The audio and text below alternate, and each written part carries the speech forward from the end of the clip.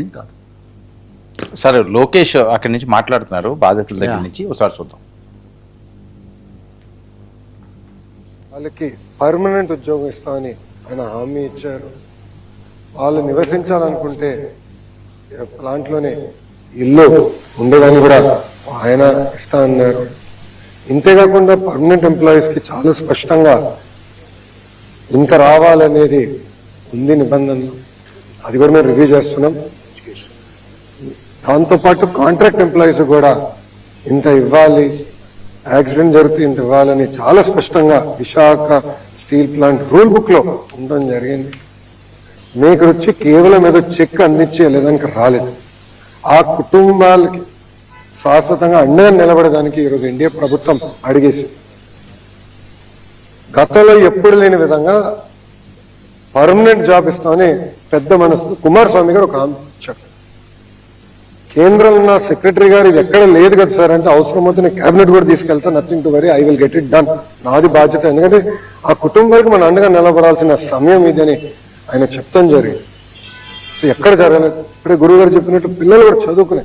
ఎందుకంటే పాప కార్మికుడికి 3 నెలల బాబు ఉంది, 3 నెలల బాబు, అందరూ బాధ కలిగింది. ఒకరిదైతే రేపు పుట్టినరోజు. సో వాళ్ళందరూ కూడా కుటుంబాలకు అండగా నిలబడాలి, బాధ్యత మా పైన ఉంది. సో నేను కుటుంబాలను కలిసినప్పుడు కూడా చెప్పాను, రూల్స్ ప్రకారం కొంతమందికి ఎక్కువ వస్తుంది, ఎలాంటి డౌట్ లేదు, ఎంత ఉన్నా అంత ఇవ్వాలి. ఆల్రెడీ సిఎండి గారు స్పష్టంగా చెప్పారు. నిన్న కుమారస్వామి గారు ఇచ్చిన ఆదేశాల మేరకు ఈరోజు డేట్ మారే లోపల 25 లక్షల రూపాయలు ఫస్ట్ విడత కింద 8 మంది వాళ్ళ అకౌంట్ లో డబ్బులు వేస్తడం జరుగుతుంది.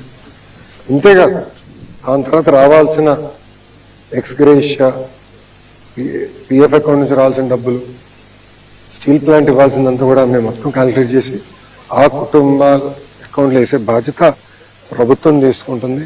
అక్కడితో మేము ఆగం. మేము అందరూ వచ్చేటప్పుడు కారులో కూడా మాట్లాడుకున్నాం. వర్మ గారు నేను కూడా డిస్కస్ చేసాం. అంత్యక్రియలు అయిన తర్వాత, పెద్దకరమైన తర్వాత మళ్ళీ అమరావతిలో ఒకసారి కూర్చుందాం కుటుంబాలతో. ఇంకెలా చేద్దాం, ఏం చేస్తే బాగుంటుంది. వాళ్ళు కేవలం సొంత కాలపై నిలబడతాం కాదు, ఆ పిల్లల్ని చూసుకోవాల్సిన బాధ్యత ఎన్డీఏ ప్రభుత్వం పైన ఉంది.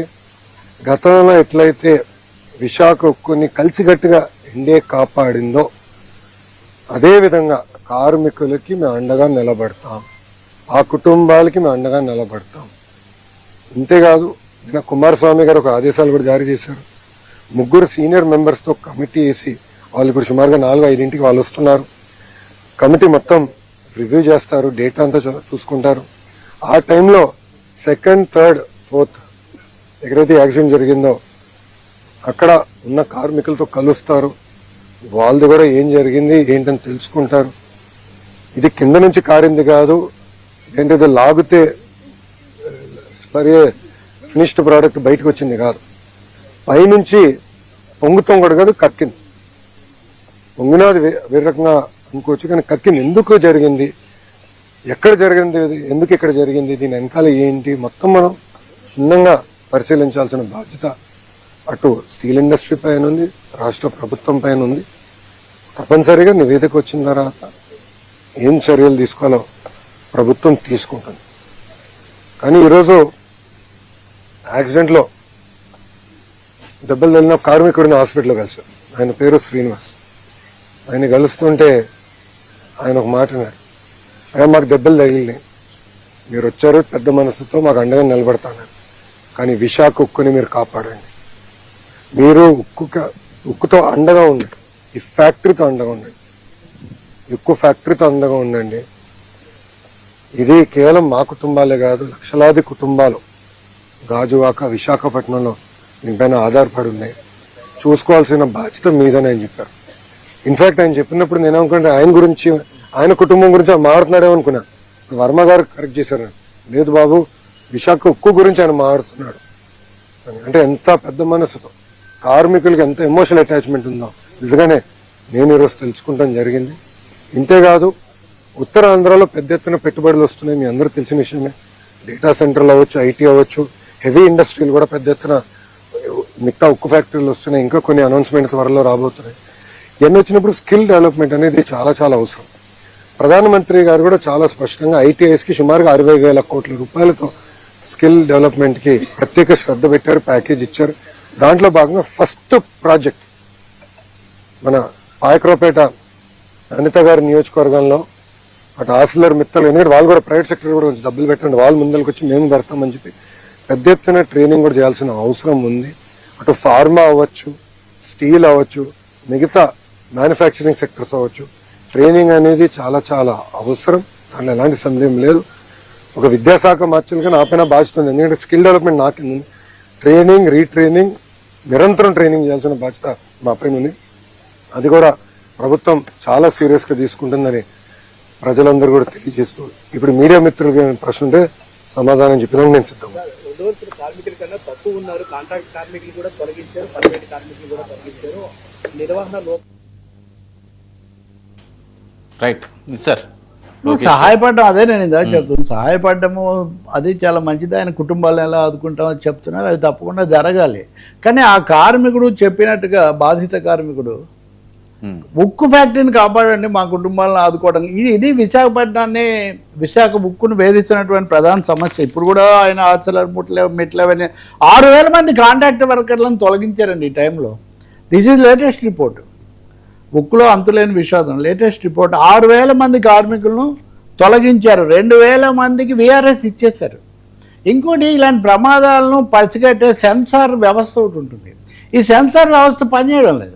వీటన్నిటికీ డబ్బు కావాలి, పెట్టుబడి కావాలి.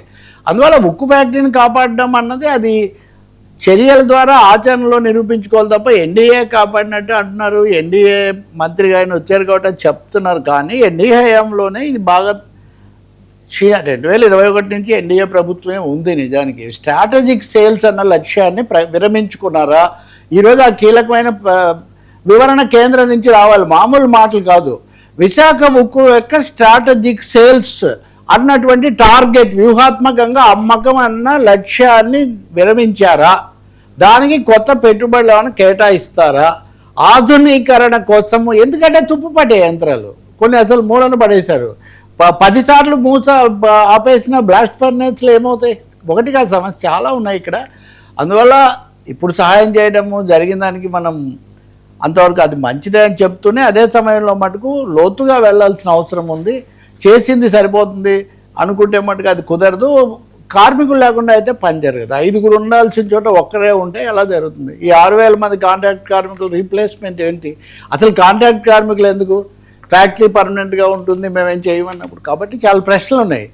కార్మిక సంఘాల మీద ఎదురుదాడి చేయటం కంటే వాళ్ళు చెప్పేది విని పరిష్కారం దిశలో ఆలోచించడం చాలా మంచిది. సార్, జగన్కు నో ఛాన్స్ ప్లీజ్, చంద్రబాబు గారు మాట.